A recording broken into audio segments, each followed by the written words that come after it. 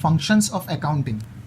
First, maintaining systematic accounting records. The primary function of accounting is to maintain systematic accounting records of financial transaction and events. जितने भी finance से related transaction और events है, accounting का ये सबसे पहला फंक्शन है कि सभी अच्छी तरह से रिकॉर्ड रखा जाए. It means that accounting records should be maintained following the accounting rules, principles and concept. Account के रूल्स, प्रिंसिपल और कंसेप्ट को ध्यान में रख के हमें सभी अकाउंट के रिकॉर्ड रखने पड़ते हैं. It is because reliable financial statement can be drawn if proper accounting records are maintained. अगर हम लोग ने अच्छी तरह से अकाउंटिंग रिकॉर्ड्स मेंटेन किए हैं तो हम लोग रिलायबल यानी भरोसेमंद ट्रस्टेबल फाइनेंशियल स्टेटमेंट तैयार कर सकते हैं.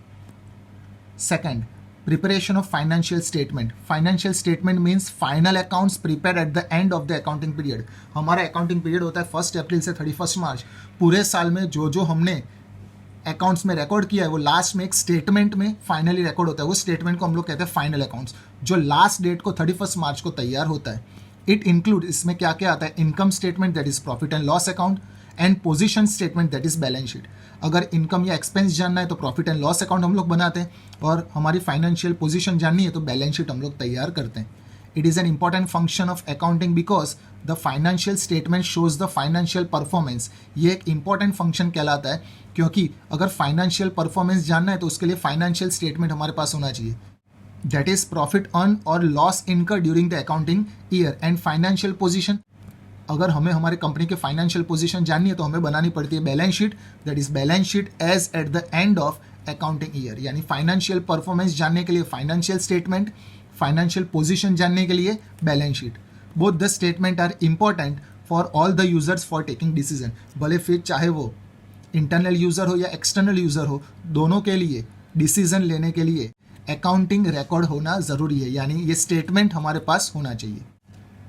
Third, meeting legal requirements. Accounting records are accepted as evidence by the court of law if they are maintained systematically following the accounting rules, principle and concept. अगर हम लोग ने प्रिंसिपल, रूल्स और concept को ध्यान में रख के अकाउंटिंग रिकॉर्ड तैयार किए हैं तो वो अकाउंटिंग रिकॉर्ड कोर्ट में एक एविडेंस साबित हो सकते हैं. Beside the law such as companies act, income tax act, GST act etcetera requires submission of returns in the form and period as is prescribed in the law. इसके अलावा अगर हम लोग ने कंपनीज एक्ट को ध्यान में रख के, इनकम टैक्स एक्ट को ध्यान में रख के, GST एक्ट को ध्यान में रख के अगर सबमिट किया है अकाउंटिंग रिकॉर्ड्स तो वो भी हमारे लिए एविडेंस साबित हो सकते हैं. The returns can be submitted if the accounting records are maintain systematically and timely.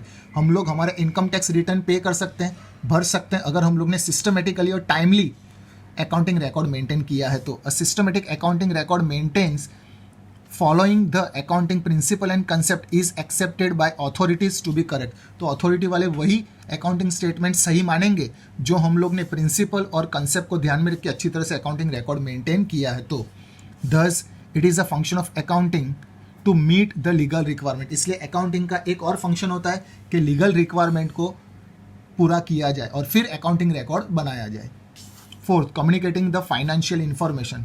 It is yet another function of accounting to communicate the financial information to the user, which may be internal user or external user, such as management, bank, employees, government authorities, etc.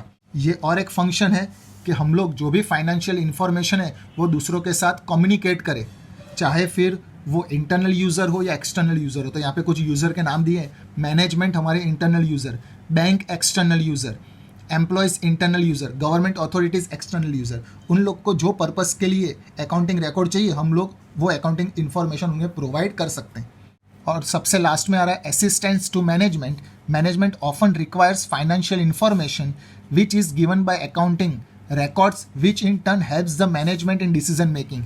जो हम लोग financial information अच्छी तरह से तैयार करते हैं, management वालों को वो मदद मिलती है जिससे वो लोग फ्यूचर में डिसीजन अच्छी तरह से ले पाए. तो फ्यूचर में डिसीजन लेने के लिए भी मैनेजमेंट वालों को अकाउंटिंग रिकॉर्ड्स की ज़रूरत पड़ती है.